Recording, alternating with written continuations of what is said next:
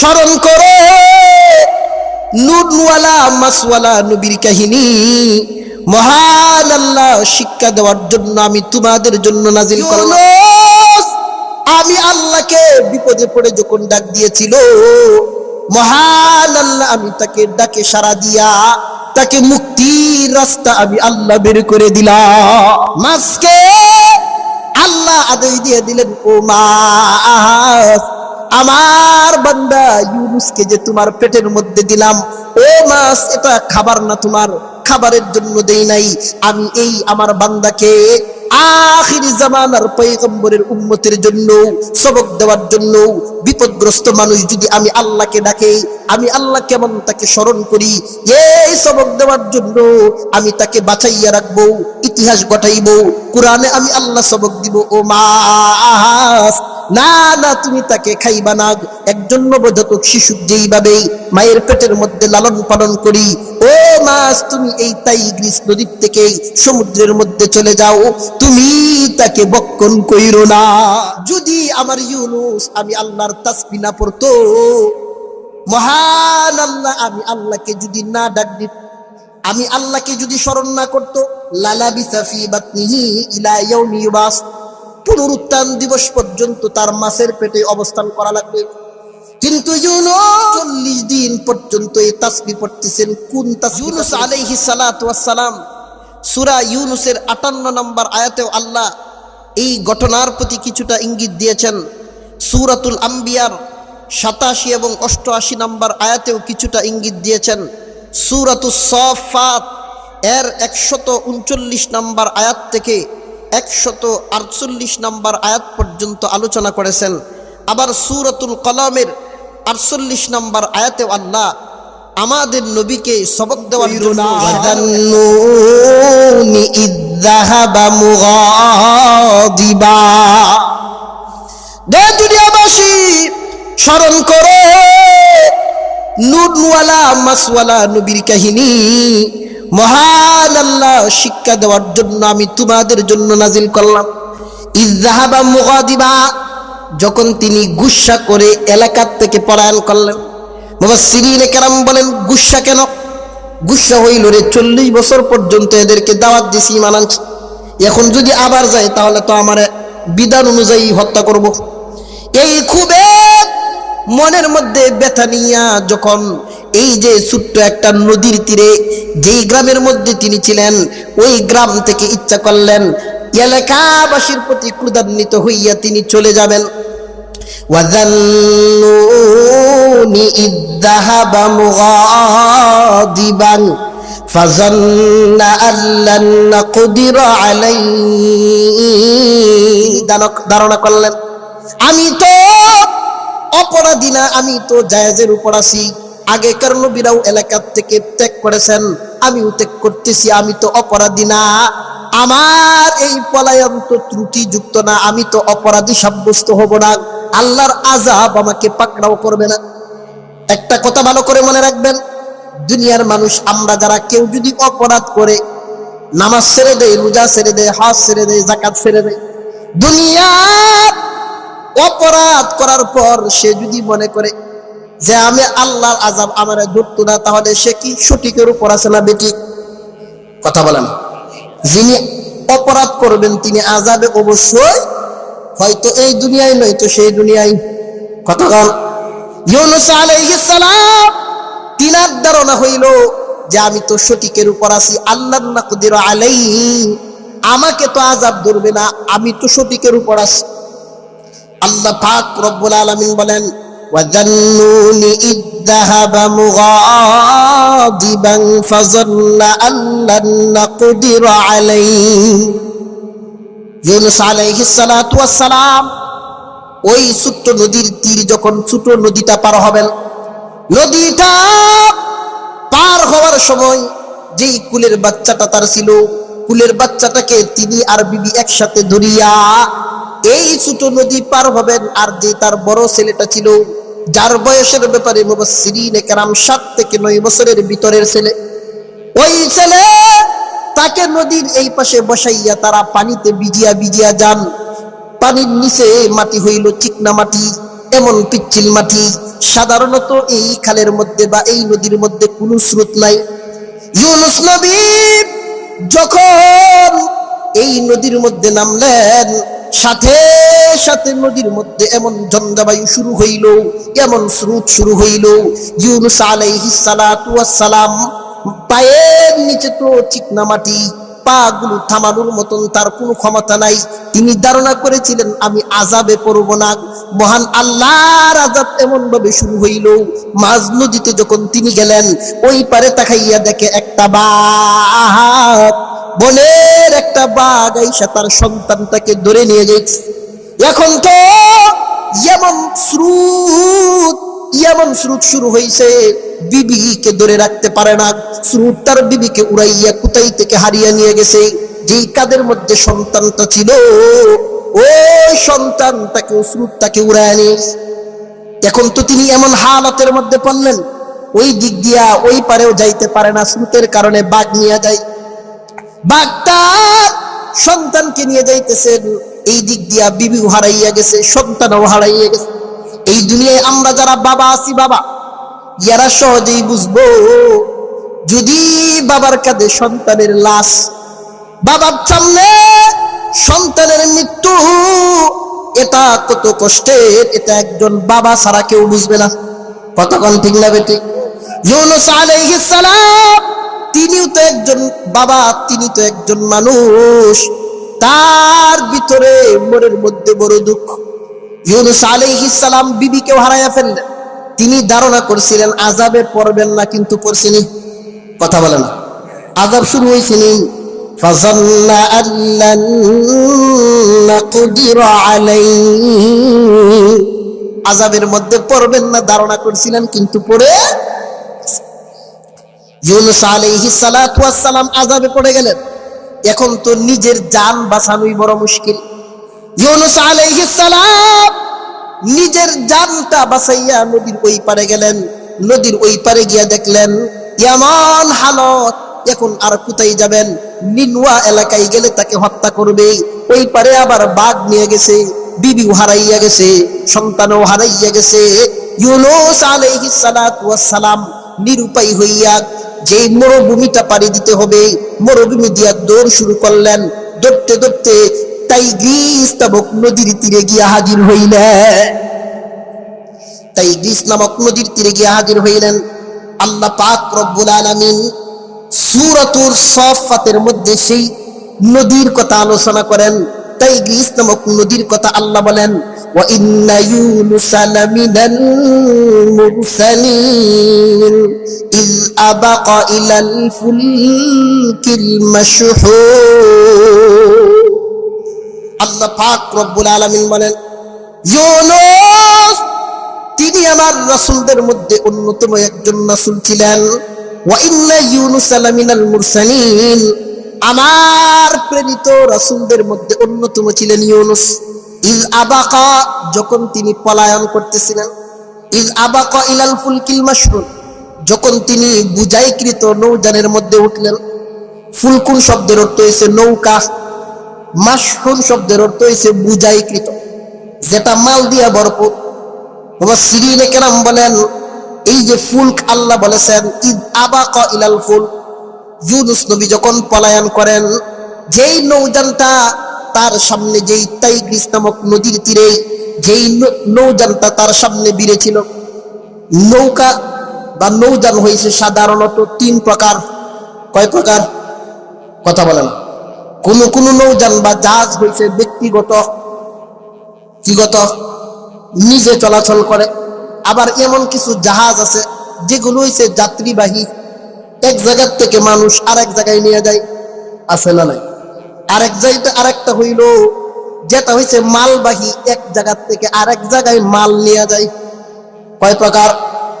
মুফাসসিরিনে কেরাম বলেন, ইয আবাকা ইলাল ফুলকিল মাশহুর।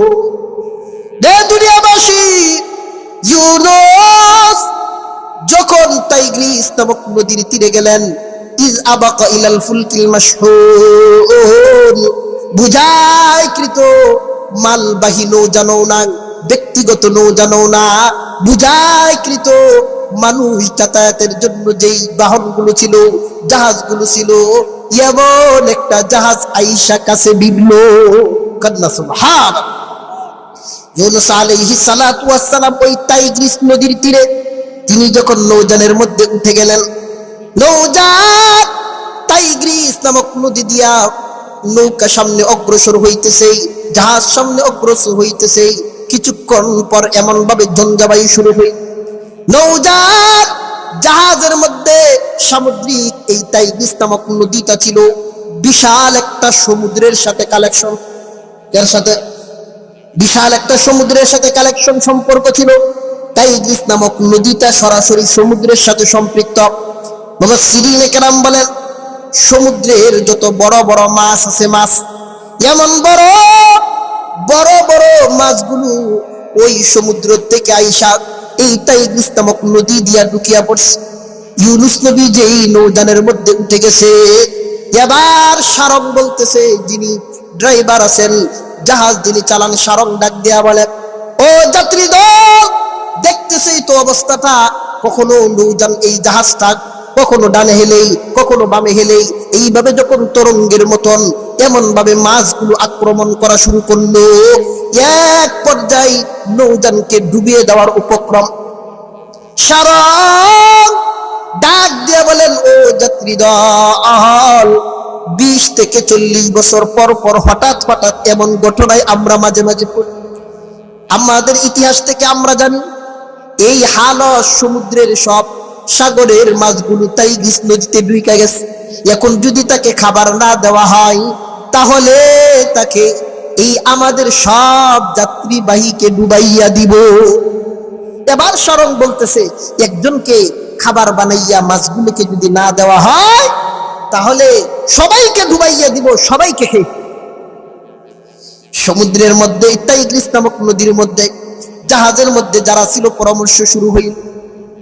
একজন বুজুর্গ ছিল, মুফাসসিরিনে কেরাম বলেন, ওই বুজুর্গ এলান করা শুরু করলেন, ও যাত্রী দল, তোমাদের মধ্যে থেকে এমন কেউ আসনি, স্বীকার করে ফেলো। এইরকম হালত তো তৈরি হয় তদানীনকাল সময়ের সবচেয়ে বড় অপরাধ ছিল যেই গোলাম ছিল মালিকের অনুমতি ছাড়া পলায়ন করা। কি করা? মালিকের অনুমতি ছাড়া পলায়ন করা সবচেয়ে বড় অপরাধ ছিল। ওই বুজুর্গ বলতেছে, ও যাত্রী দল, তোমাদের মধ্যে কেউ কি আছো, স্বীকার করে ফেলো যে তার মালিকের অনুমতি ছাড়া পলায়ন করছে। মালিকের কাছে না বইলে পলায়ন করতেছে এমন কেউ আসেন? তাদের টার্গেট হইল যেই অপরাধ আমাদের সময়ে সবচেয়ে বড়, এই অপরাধের রুগী এখানে আছে, এই জন্যই বিপদে পড়ছে। ওই বুজুর্গ যখন বললেন, তাদের টার্গেট হইল দুনিয়ার গোলাম।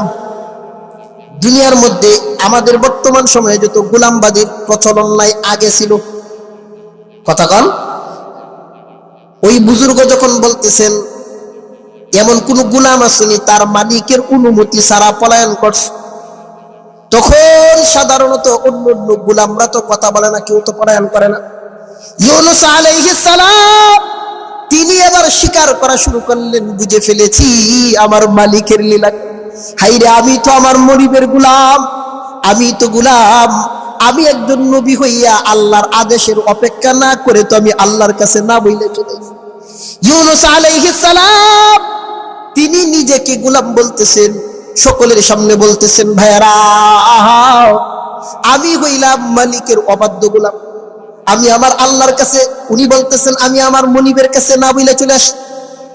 আমি হইলাম পালাতক গোলাম, কারণ আল্লাহ পালাতক গোলাম বলতে যেই আবাক শব্দ ব্যবহার করছেন, ইজ আবাক, আবাকুন শব্দটা ব্যবহার হয় পলায়নকৃত গোলামের ব্যাপারে। ইউনূস আলাইহিস সালাতু ওয়াস সালাম বললেন যে আমি হইলাম পলাতক গোলাম, তোমরা আমাকে নদীতে ফেলে দাও। ইউনূস আলাইহিস সালাম এই কথা বলার সাথে সাথে জাহাজের যাত্রীদের মধ্যে হই হট্টগোল শুরু হইয়া গেল। না না, এমন সুন্দর মানুষ তো কোনো গোলাম হইতে পারে না, কারণ নবীদের চেহারা কি আমাদের মতন না অন্যরকম? ওদের মধ্যে চেহারা নূর আছে না নাই? এরা কি সাধারণ উম্মতের মতন নাকি ভিন্ন রকম? যাত্রী দল বলেন না না, এত বিনয়ী, এত সুন্দর, এত সুতামদের অধিকারী কোন মানুষ গোলাম হইতে পারে না? না, তুমি গোলাম হইতে পারো না, আমরা বিশ্বাস করি না। বারবার পিড়াপিড়ি করতেছে, না আমি গোলাম, আমার ফেলে দাও। আর যাত্রী দল কই না না, এত সুন্দর মানুষ গোলাম হইতে পারে না। এবার সান্ত্বনা দেওয়ার জন্য তারা লটারি দিল। আল্লাহ এই জিনিসটাই বলেন, ফাসাহামা ফাকানা মিনাল মুদহাদিন। ফাসাহামা, এবার তারা লটারি দেওয়া শুরু করলো। আসলেই গোলাম সুন্দর হইলে কি হইব, লটারি দাও। ফাসাহামা, এবার তারা লটারি দিল। লটারি একবার লটারি দেওয়ার পর ইউনুস নবীর নাম বাইশ। তখন তো ইউনুস বলতেছে, দেখো আমি আসল পলাতক গোলাম, আমি আমার মালিকের খেলাটা বুঝতে ফেলাইছি, আমি আমার মালিকের না বইলা চলে আসছি, আমি বিষয়টা বুঝে ফেলেছি। ও যাত্রী দল, আমারে তোমরা নৌকার থেকে ফেলায়া দাও। কিন্তু একবার দুইবার মুফাসসিরিনে কেরাম বলেন ফাসাহামা, একবার তারা বিশ্বাস করে, কয় না না, এত সুন্দর মানুষ তিনি গোলাম হইতে পারে না, এত বিনয়ী একটা মানুষ তুমি মনে হয় আমাদের সকলকে বাঁচানোর জন্য তুমি বলতেছ, কারণ এমন সুন্দর চরিত্র নবীওয়ালা সারা কারো হইতে কথা বলেন। তারা বলতেছে না না, বিশ্বাস করি না। মুফাসসিরিনে কেরাম বলেন তিনবার লটারি দিল, তিনবার ইউনুস নবীর নামে আসলো। কেমন বিপদের মধ্যে পড়লেন। ইউনুস আলাইহিস সালাতু ওয়াস সালামকে বলতেছে, তাহলে তো আর বাঁচার উপায় নাই, তিনবার লটারি দেওয়া হইল, শুধু খালি তোমার নাম আস। তখন তারা ইউনুস আলাইহিস সালাতু ওয়াস সালামকে বলতেছে, তাহলে তুমি লাফ দিয়া এই টাইগ্রিস নদীতে পড়ে যাও। ইউনুস আলাইহিস সালাম তখন যাত্রী দলকে বলেছিলেন, না না, আমি যদি লাফ দিয়া পড়ে যাই তাহলে এটা হবে আত্মহত্যা। কি হইব? এটা হইব আত্মহত্যা। আর আত্মহত্যা করা মহাপাপ, কবিরা গুনাহ। আত্মহত্যা যারা করে, নিজেকে নিজে যারা মৃত্যুবরণ করে, এগুলো জাহান্নামী। আমি তো পালাতক গোলাম ঠিক, কিন্তু আমি তো আত্মহত্যা করতে পারি না। ও যাত্রী দল, আমার নাম তো বেশি উঠেছে, তোমরা আমাকে ধরে তোমরা ফেলাইয়া দাও, আমি তোমাদেরকে কোনো বাধা দিব না, কারণ আমি নিজেই তো রাজি আছি। কথা বলেন, রাজি আছি। আল্লাহ পাক রব্বুল আলামিন বলেন ফালতাকামাহুল হুত ওয়া হুয়া মুলিম। আল্লাহ পাক রব্বুল আলামিন বলেন, হে দুনিয়াবাসী, নূরওয়ালা নবীর ইতিহাস শুনো। মাসওয়ালা নবী কেমন বিপদে পড়েছিলেন লক্ষ্য করো। সবক গ্রহণ করো যুবক, সবক গ্রহণ করো ও দুনিয়াবাসী। ফালতাকামাহুল হুত, সমুদ্রের ওই মাছগুলো যেই জাহাজের মধ্যে আক্রমণ করতেছিল, মানুষগুলো ধরে যখন ইউনুস নবীকে সমুদ্রের মধ্যে ফেলে দিল, একটা বিশাল বড় সামুদ্রিক মাছ ইউনুস নবীকে গিলে ফেললে। বলেন না আল্লাহু আকবার। এমন বড় মাছ আছে না নাই? সৃষ্টি করেছেন যিনি, তিনি কে? আরো জোরে বলেন, তিনি কে? আল্লাহ। আমাদের চোখের সামনে আমরা যা দেখি বা না দেখি সব কিছু কাদের জন্য বানাইছেন? কাদের জন্য? আমাদের জন্য। ওহুয়াল্লাযী খালাকা লাকুম মা ফিল আরদি জামিআ। আল্লাহ পাক রব্বুল আলামিন বলেন, হে দুনিয়াবাসী, আমি আল্লাহ আসমান জমিনের ভিতরে এবং বাহিরে যা কিছু দেখো আর না দেখো সব কিছু আমি আল্লাহ তোমাদের খাদেম বানাইলাম। কন্যা সুবহান। সব কিছুরে তোমাদের খাদেম বানাইলাম, আর তোমাদেরকে বানাইছি আমি আল্লাহর ইবাদত করবা, আমি আল্লাহ গোলামি করবা। ও দুনিয়াবাসী স্মরণ করো, ফালতাকামাহুল হুত, ওই সমুদ্রের মাছ তাকে লুকমা বানাইয়া গিলে ফেললেন। ওহুয়া মুলিম, এমন অবস্থায় তিনি অপদস্থ অবস্থায় ছিলেন, ভীত সন্ত্রস্ত অবস্থায় ছিলেন। তখন আল্লাহ পাক রব্বুল আলামিন সাথে সাথে ওই মাছকে আল্লাহ আদেশ করে দিলেন। মাছ কার আদেশে চলে? কথা বলেন। দুনিয়ার মধ্যে গাছপালা, পাহাড়, পর্বত, নদী, নালা কার কথাই চলে? মাছকে আল্লাহ আদেশ দিয়ে দিলেন, ও মাছ আমার বান্দা ইউনুসকে যে তোমার পেটের মধ্যে দিলাম, ও মাছ, এটা খাবার না, তোমার খাবারের জন্য দেই নাই। আমি এই আমার বান্দাকে আখিরি জামানার পয়গম্বরের উম্মতের জন্য সবক দেওয়ার জন্য, বিপদগ্রস্ত মানুষ যদি আমি আল্লাহকে ডাকে, আমি আল্লাহ কেমন তাকে স্মরণ করি, এই সবক দেওয়ার জন্য আমি তাকে বাঁচাইয়া রাখবো, ইতিহাস ঘটাইব, কোরআনে আমি আল্লাহ সবক দিব। ও মাছ, না না, তুমি তাকে খাইবা না। একজন নবজাতক শিশু যেইভাবে মায়ের পেটের মধ্যে লালন পালন করি, ও মাছ, তুমি এই টাইগ্রিস নদীর থেকে সমুদ্রের মধ্যে চলে যাও, তুমি তাকে বক্ষণ কইরো না। কন্যা সুবহান। মুফাসসিরিনে কেরাম বলেন, ওই মাছটা যেমন দ্রুত বেগে একটা দৌড় দিয়েছিলেন। মুফাসসিরিনে কেরাম বলেন, সমুদ্রের অতল গহ্বর, যেটার কোনো কুল কিনারা নাই, এক বর্ণনায় এসেছে 800 মাইল নিচে চলে গেছে। কন্যা সুবহান। ওই মাছটা সমুদ্রের নিচে চলে গেছে। ইউনুস আলাইহিস সালাতু ওয়াস সালাম এখন আছেন কোথায়? কথা বলেন। মাছের পেটে ইউনুস আলাইহিস সালাতু ওয়াস সালাম এবার তিনি মাছের পেটের মধ্যে থাইকা মহান আল্লাহর কাছে মুনাজারি করেন।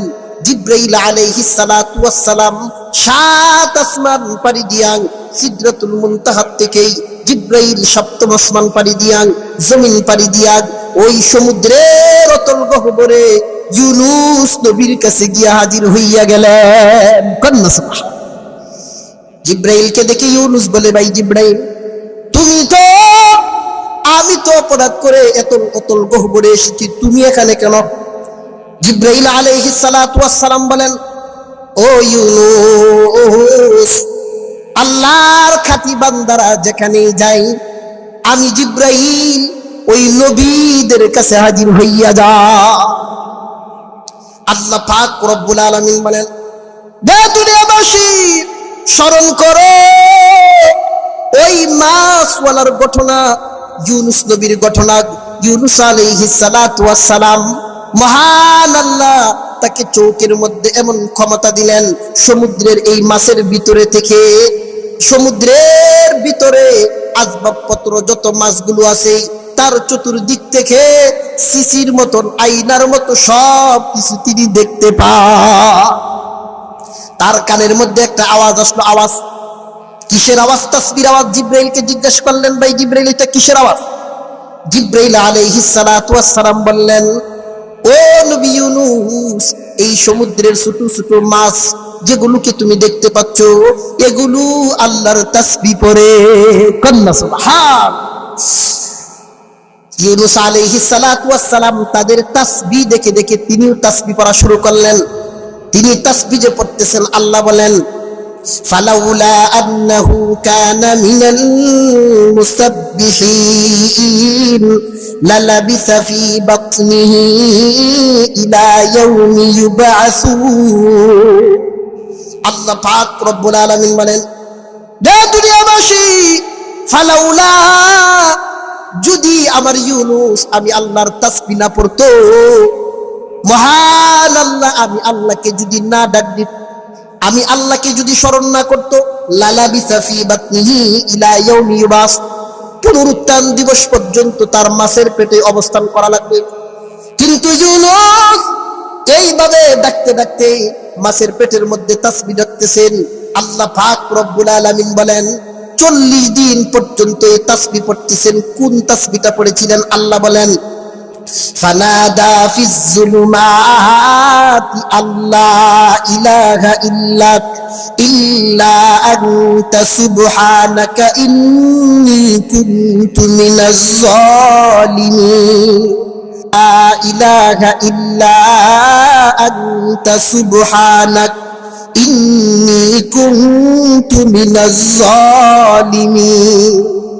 আল্লাহ পাক রব্বুল আলামিন বলেন, হে দুনিয়াবাসী, ইউনুস আলাইহিস সালাম, ইউনুস 3টা অন্ধকারে থেকে আমি আল্লাহকে ডাক দিয়েছিল, আল্লাহ ইলাহা, ও আল্লাহ তুমি ছাড়া কোনো ইলাহ নাই, ইল্লা আনতা সুবহানাক, তুমি পুত পবিত্র, আমি তোমার তাসবিহ করতেছি। ও আল্লাহ ইন্নী কুনতু মিনাজ জালিমিন, আমি জালেমদের অন্তর্ভুক্ত, আমি অপরাধীদের অন্তর্ভুক্ত। ও আল্লাহ তুমি আমারে যদি এখন মাফ না করো, আমার আর বাঁচার কোনো সুযোগ না। ফাস্তাজাবনা লাহু ওয়া নাজ্জাইনাহু মিনাল গাম। আল্লাহ পাক রব্বুল আলামিন বলেন, হে দুনিয়াবাসী, ইউনূস 40 দিন পর্যন্ত মাছের ভিতরে থেকে যখন আমাকে যখন এই তাসবিহ বলে ডাক দিয়েছিল, মহান আল্লাহ আমি তাকে ডাকিয়ে সাড়া দিয়া আমি আল্লাহ তাকে সব রকম বিপদ থেকে হেফাজত করেছিলাম। কন্যা সুবহান। সম্মানিত উপস্থিতি, অনেকেই দ্বিধাদ্বন্দ্বে আছি যে আলোচনা চলতেছে, নামাজের সময় সামনে আছে, নির্ধারিত সময়ে 8টায় নামাজ হবে, এর আগে আমরা ইনশাআল্লাহ কিছু সময় দিব ইস্তিনজার, এর আগ পর্যন্ত আলোচনা চলবে। থাকবেন তো সবাই ইনশাআল্লাহ? কিভাবে ইউনূস আলাইহিস সালাতু ওয়াস সালাম মুক্তি পেয়েছিলেন আল্লাহ এবার বলেন, ফানাবাযনাহু বিল আরাই ওয়া হুয়া সাকীম। আল্লাহ পাক রব্বুল আলামিন বলেন, হে দুনিয়াবাসী, ইউনূস আমি আল্লাহকে বিপদে পড়ে যখন ডাক দিয়েছিল, মহান আল্লাহ আমি তাকে ডাকে সাড়া দিয়া তাকে মুক্তির রাস্তা আমি আল্লাহ বের করে দিলাম। তোমাদের জন্য এখান থেকে শিক্ষা, ও দুনিয়াবাসী, তোমরা যখন বিপদগ্রস্ত হইয়া যাইবা, দুনিয়ায় তোমরা যখন বিপদগ্রস্ত হইয়া যাইবা, আল্লাহ পাক রব্বুল আলামিন ইউনূস আলাইহিস সালাতু ওয়াস সালামকে এইভাবে মুক্তি দিয়েছিলেন। মুফাসসিরিনে কেরাম বলেন, কোন বান্দা যদি এই লা ইলাহা ইল্লা আনতা সুবহানাক, যেটাকে আমরা খতমে ইউনূস বলে জানি, আমরা 100 লক্ষবার, মুফাসসিরিনে কেরাম বলেন ইউনূস আলাইহিস সালাতু ওয়াস সালাম 1,40,000, আরেক বর্ণনায় 100 লক্ষবার এই দোয়া পড়েছিলেন 40 দিনে। মুফাসসিরিনে কেরাম বলেন 40 দিন পর্যন্ত যেহেতু তিনি ছিলেন, কেউ যদি এই দোয়া বেশি বেশি পড়ে, আল্লাহর কাছে দোয়া করে, যত ধরনের হালতের মধ্যেই থাকুক, যত ধরনের বিপদের মধ্যেই থাকুক না কেন, এই দোয়া খতমে ইউনূস কেউ যদি পড়ে, মহান আল্লাহ নিজে জিম্মাদারি হইয়া তাকে বিপদ থেকে উদ্ধারের রাস্তা আল্লাহ বের করে দেন। কন্যা সুবহান।